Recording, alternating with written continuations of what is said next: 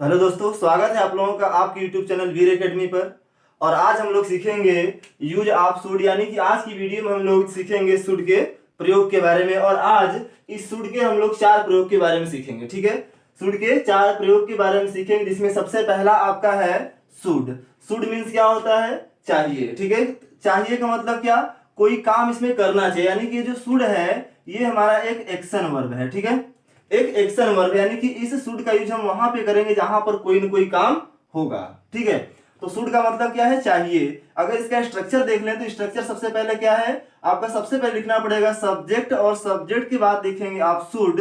Should के बाद आपको यूज करना पड़ेगा वर्ब की फर्स्ट फॉर्म, और इसके बाद आप लिखेंगे अदर वर्ड। अदर वर्ड में आपका या तो ऑब्जेक्ट हो सकता है या तो फिर कंप्लीमेंट हो सकता है। ठीक है, ठीक है, तो सबसे पहले आपके पास एग्जांपल है कि आपको खाना चाहिए। ठीक है, आपको खाना चाहिए। अगर इस सेंटेंस की बात करें तो इस सेंटेंस में सब्जेक्ट क्या है? आपको, यानी कि खाने का काम कौन कर रहा है? आप। तो आप क्या हो गया? सब्जेक्ट। इसके बाद इसमें वर्ब क्या हो रहा है? एक्शन क्या हो रहा है? खाने का एक्शन हो रहा है, तो ये हो गया आपका वर्ब, और यहां पे मिल गया आपको चाहिए। स्ट्रक्चर के बेसिस पे आपको केवल इसका ट्रांसलेशन बनाना है। सबसे पहले आपको क्या लिखना पड़ेगा? सब्जेक्ट। सब्जेक्ट क्या है? आपको। तो आपको है तो आपकी स्पेलिंग क्या लिखना पड़ेगा हमें? यू। यू मीन्स होता है आपको या तो तुम।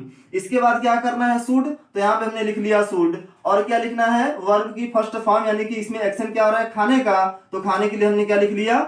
ईट।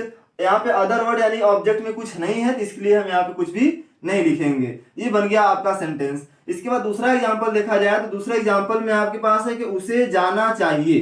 ठीक है, उसे जाना चाहिए। सब्जेक्ट की बात करें तो इस सेंटेंस में सब्जेक्ट है उसे। ठीक है, उसे के लिए आप ही भी लिख सकते हैं और सी भी लिख सकते हैं, यहाँ पे कोई दिक्कत नहीं होने वाला है, कोई कंफ्यूजन नहीं होना चाहिए। ठीक है, इसके बाद आपको क्या लिखना है? शुड, और वर्ब क्या है? गो, यानी कि जाना। तो ये हो गया आपका दूसरा एग्जाम्पल। ठीक है, आई होप आपको पहला वाला स्ट्रक्चर और शुड का यूज समझ में आया होगा। बात करते हैं दूसरे वाले स्ट्रक्चर की। तो सबसे पहले यहाँ पर दूसरे वाले में देखना पड़ेगा कि हमारे पास है शुड बी। तो शुड बी मीन्स क्या होता है? होना चाहिए। शुड बी मीन्स क्या है? होना चाहिए। और ये जो शुड बी है ये नो एक्शन वर्ब है, यानी कि इस शुड बी का हम लोग यूज वहां पे करेंगे जहां पर कोई काम नहीं होता है। ठीक है, जैसे यहाँ पे एग्जाम्पल की बात कर लिया जाए तो एग्जाम्पल क्या है कि उसे घर पर होना चाहिए। उसे घर पर होना चाहिए, तो घर पर होने का मतलब क्या है कि वह घर पर ही बैठा होगा या फिर कुछ भी घर पे हमें पता नहीं कि वो क्या कर रहा है। ठीक है, वो केवल घर पर है, तो यहाँ पे कोई काम नहीं हो रहा है, उसे बस बोला जा रहा है घर पे होना चाहिए। स्ट्रक्चर के बेसिस पर अगर इसका हम ट्रांसलेशन बनाएंगे तो सबसे पहले क्या लिखना पड़ेगा? सब्जेक्ट। सब्जेक्ट में क्या है? उसे। तो उसे की जगह पर यहाँ पर भी आप या तो ही लिख सकते हैं या तो सी लिख सकते हैं, कोई कंफ्यूजन नहीं होना चाहिए यहाँ पे। तो सब्जेक्ट के अकॉर्डिंग हमने क्या लिख लिया यहाँ पे? ही। और ही के बाद आपको क्या लगाना पड़ेगा? यानी कि सब्जेक्ट के बाद है शुड बी, तो यहाँ पर ही के बाद हमने लगा लिया शुड बी। इसके बाद क्या है? Other word. अदर वर्ड में क्या है? घर पर होना चाहिए, यानी कि एट होम हमने लिख दिया। एट होम यानी उससे घर पर होना चाहिए। दूसरे एग्जाम्पल की बात करें तो यहां पर है आपको कि राम को वहां होना चाहिए। राम को वहां होना चाहिए, तो सबसे पहले सेंटेंस का सब्जेक्ट क्या है? राम। तो हमने लिख लिया स्ट्रक्चर के बेसिस पे सबसे पहले राम। इसके बाद क्या है? Should be.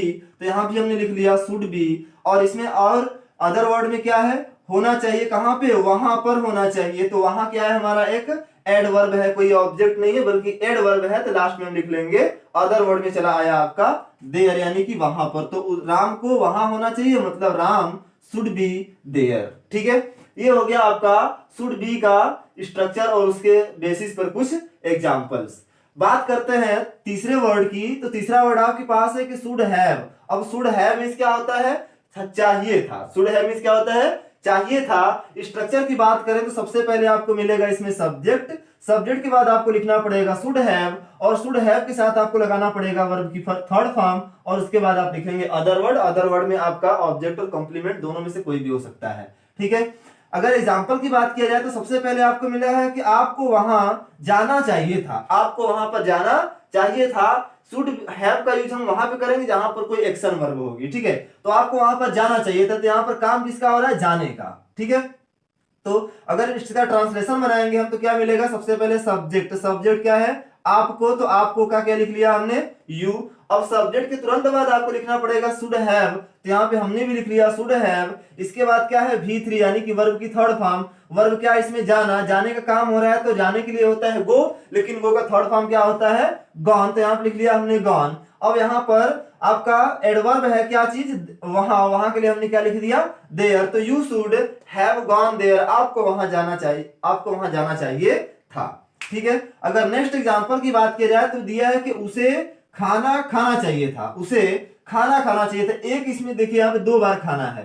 ठीक है, तो एक बार खाना क्या है, ये वाला जो खाना है क्या है हमारा वर्ब है, और दूसरा वाला खाना क्या है, ये हमारा है ऑब्जेक्ट। इस खाने का मतलब क्या है, भोजन। ठीक है, तो उसे भोजन खाना चाहिए था।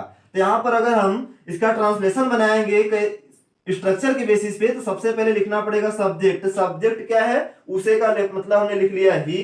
इसके बाद क्या लिखना है, शुड हैव, तो यहाँ भी हमने लिख लिया शुड हैव। इसके बाद क्या है V3, तो V3 में क्या है, भोजन खाना, यानी क्रिया क्या हो रही है यहाँ पे, खाने की क्रिया हो रही है। तो यहाँ पे लिख लिया हमने इटन, क्या खाने की क्रिया हो रही है, भोजन को खाने की क्रिया हो रही है। ठीक है, द फूड लगता है ना, नहीं, द फूड का यूज हम लोग कहां पे करेंगे, जब कोई विशेष भोजन होता है। ठीक है, अगर कोई विशेष भोजन है तो वहां पे हम क्या करेंगे, द फूड का यूज करेंगे। लेकिन अगर सिंपली केवल भोजन की बात किया जा रहा है तो वहां पे हम क्या लगाएंगे, फूड का यूज केवल करेंगे। ठीक है, तो ये हो गया आपका शुड हैव का यूज।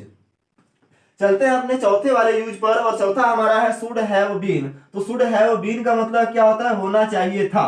ठीक है, होना चाहिए था, यानी यहाँ पर पास्ट की कोई कंडीशन के बारे में बताया जा रहा है कि कोई भी काम या ऐसा होना चाहिए था। लेकिन इसमें ध्यान देंगे कि ये हमारा क्या है, नो एक्शन वर्ब है, यानी कि ऐसे सेंटेंस में जहां पर हम लोग शुड हैव बीन का यूज करेंगे वहां पर कोई काम नहीं होगा। ठीक है, अगर स्ट्रक्चर की बात किया जाए तो सबसे पहले आपको मिलेगा सब्जेक्ट, सब्जेक्ट के बाद आपको लगाना पड़ेगा शुड हैव बीन, और इसके बाद आपको लिखना पड़ेगा अदर वर्ड। ध्यान दीजिएगा, इसमें हमने वर्ब नहीं लिखा हुआ है। ठीक है, मेन वर्ब इसमें हमने नहीं लिखा हुआ है, इससे पता चलता है हमें कि यहाँ पर कोई काम नहीं हो रहा है। ठीक है, अगर एग्जाम्पल की बात किया जाए तो सबसे पहले आपके पास एग्जाम्पल है कि आपको एक डॉक्टर होना चाहिए था, आपको एक डॉक्टर होना चाहिए था। तो सब्जेक्ट क्या है, आपको, मतलब यू। ठीक है, स्ट्रक्चर के बेसिस पर बनाएंगे, कोई दिक्कत नहीं होना है, आपको अलग से कुछ भी काम नहीं करना है, केवल आपको स्ट्रक्चर याद रखना है। स्ट्रक्चर में सबसे पहले जो चीज जहां पे दिया है उसी जगह पे आप इस हिंदी वाले सेंटेंस से निकाल करके रख दीजिए, आपका ट्रांसलेशन कंप्लीट हो जाएगा।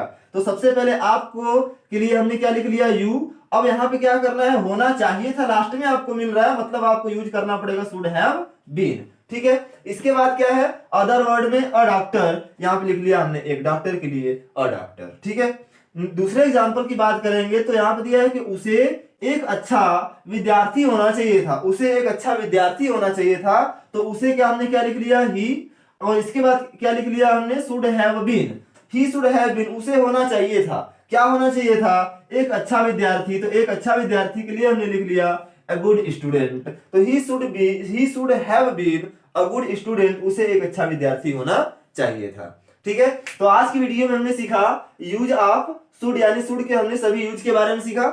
आई होप आपको वीडियो अच्छा लगा होगा, आप इससे कुछ सीख पाए होंगे। और अगर आज की वीडियो आपको अच्छी लगी हो तो वीडियो को लाइक और शेयर जरूर कीजिएगा, और साथ ही साथ हमसे जुड़ने के लिए हमारे चैनल को भी सब्सक्राइब जरूर कीजिएगा।